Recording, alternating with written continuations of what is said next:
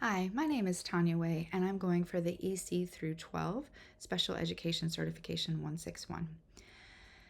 If I'm working with a student that has a BIP, the Behavior Intervention Plan, and is struggling, I'm going to lean into the relationship that we've built. I'm going to really focus on the rapport that we've built, and I'm going to use this in several ways.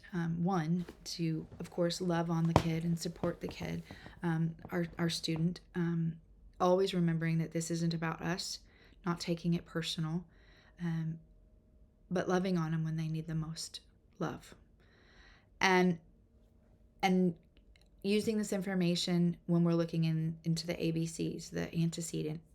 We want to see, what is it that's happening. Are they escaping something, a task, academic work that's too hard, a situation, maybe they're feeling overwhelmed, overstimulated in a particular situation? Or are they trying to gain something? Are they gaining attention, or they feel like they're wanting to gain attention, or are they feeling like maybe they aren't gaining the rewards that they want? Look at those and see if we can't start there. We're also going to use the relationship to look at the C part of ABC, the consequence. We want to work with something that we know is going to work for them as a reward to reinforce the positive behavior that we're wanting to replace the maladaptive behavior with. Let's reinforce that appropriate behavior. If our student loves to dance, then let's use that as a reward. If we can get through, this work, when you're struggling, raise your hand and ask for help.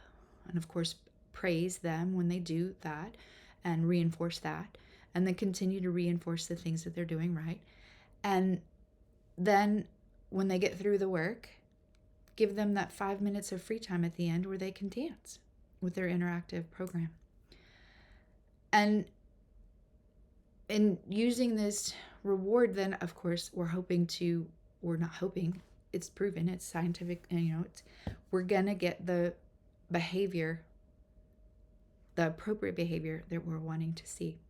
We'll also use this relationship that we've built with our students to help our communication, having that open communication, explaining, of course, when they're not in the middle of the problem, because we're not going to be able to do anything when they're in the problem, but when they're calm, when they're not in crisis, use that relationship and that open communication to explain, when we do this, this happens. But if we can replace this behavior, then we can work towards this. And helping them see different choices, helping them see what we can do to get a different outcome.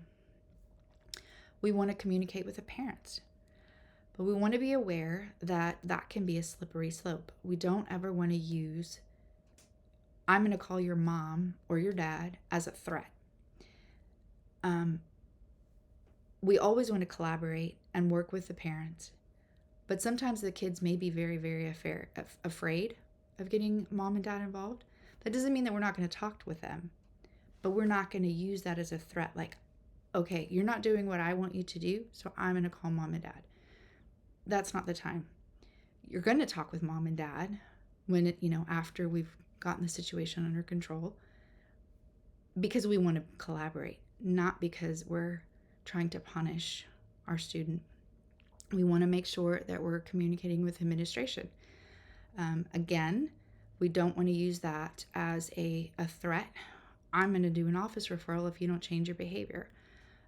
No, that most likely will have the negative effect, because they may be escaping academic work. And then by sending them to administration, we've reinforced that, okay, now you don't have to do that work.